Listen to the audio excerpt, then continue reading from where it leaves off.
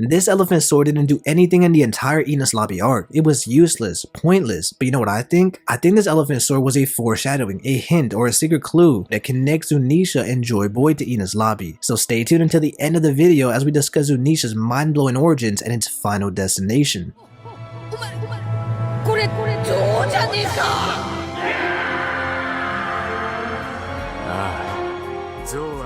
Zunesha is a massive ancient elephant that is 35,000 meters tall, that is 21 miles vertically and even surpasses the height from Skypiea to the Blue Sea. The elephant is so massive that he holds an island on his back and swore to eject the drought as if he was a fly. Zunesha has extremely long legs that stretch to the ocean down to the sea floor. He wanders the New World and we first come across the ancient giant after the Dressrosa arc. He is 1,000 years old and has ties to Joyboy and possibly the Ancient Kingdom. This makes him the oldest confirmed creature in the entire One Piece series. We found out from Yamato and Momo's conversation that Zunesha was Joyboy's nakama in the past. Zunesha committed an unknown crime 800 years ago and his punishment was to walk around the world. Only certain figures can communicate with Zunesha through the voice, and Zunesha waits for a certain figure to tell him to stop walking or change direction. So yes, Zunesha has the voice of all things and we saw him communicate with Momonosuke through telepathy even from a distance as he heads to Wano. Zunesha's eyesight is a bit confusing as he has tiny eyes for his size, but they are pushed back into his eye sockets and he is supposed to have an amazing eyesight, so some have also speculated that he has observation haki. His design is also likely inspired by Salvador Dali's long limb elephant artwork. Zunesha has announced Joyboy's return alongside the drums of liberation, and his inspiration may come from the word Zunesha, a Hindi god that resembles an elephant. And this is a great time to ask you to subscribe to the channel because my good friend Wizard of Wars is planning on making an entire Hindi Zunesha inspiration video and how it would affect the future of the story with Zoe and Joyboy.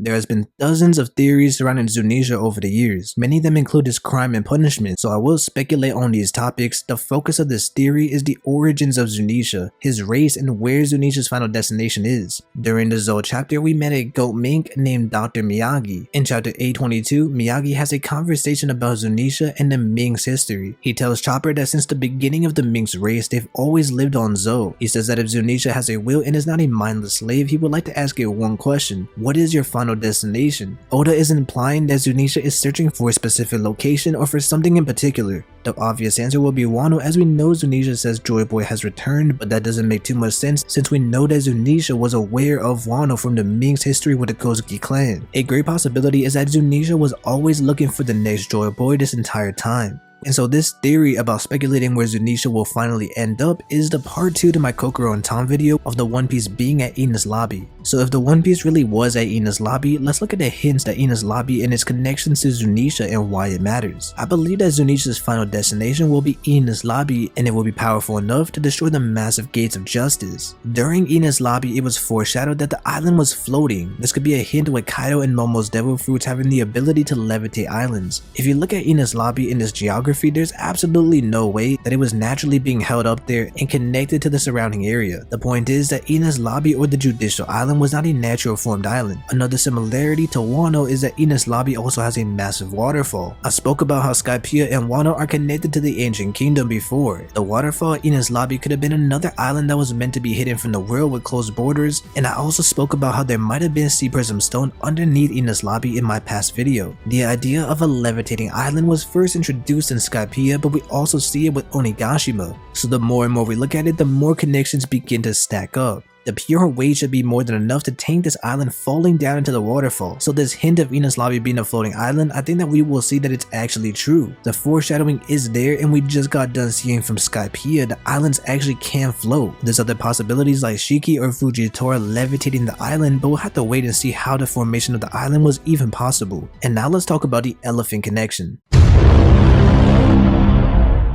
Did you know that Zunesha has its own species in the One Piece world? In the past SBS, someone asked Oda, what is it with those long legs? Are the inhabitants of Long Ring, Long Island long legs? Oda confirms the scientific name for the species, and it's Naitami Nori the elephant. This is most likely another reference to Dali's art, but we have Oda explaining how Zunesha has its extra joints and extra long legs. He says you've really focused on something interesting here and that he might include an explanation in the future in the story. and so it's not exactly confirmed, but it's one of those situations where Oda basically confirms it in a way. You can tell maybe he hasn't fully fleshed it out, so he doesn't want to give an exact specific answer. But let's go with the idea that there is a connection between Long Ring and Long Land. On this island, we see multiple animals whose features are stretched out and exaggerated.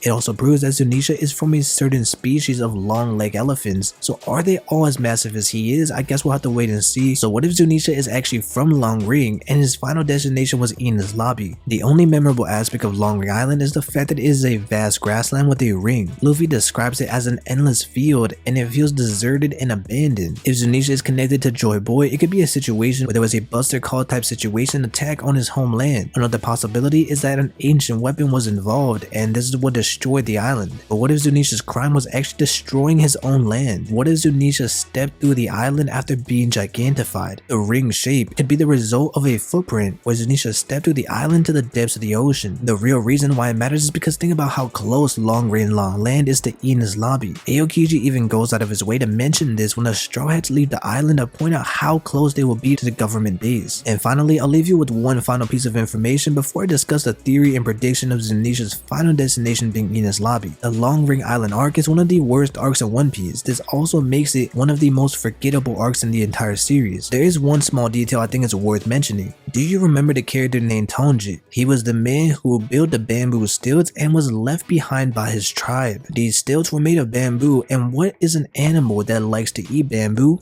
That's right, an elephant.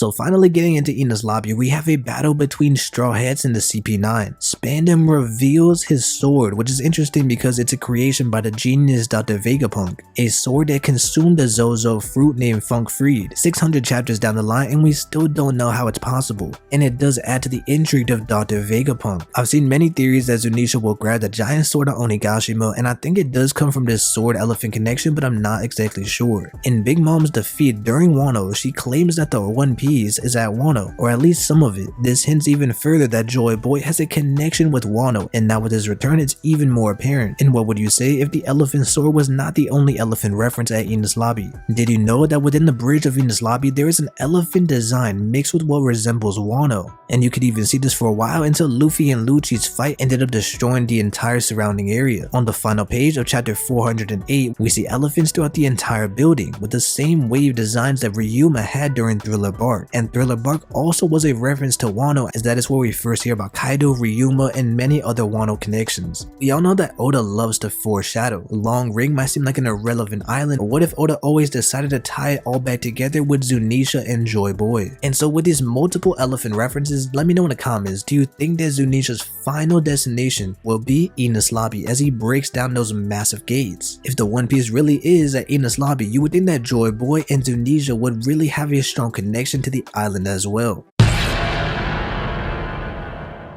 But anyways guys, YouTube says that you will enjoy one of these two recommendations, so let's find out if they're right. I hope you enjoyed the theory, stay safe, and have a great day.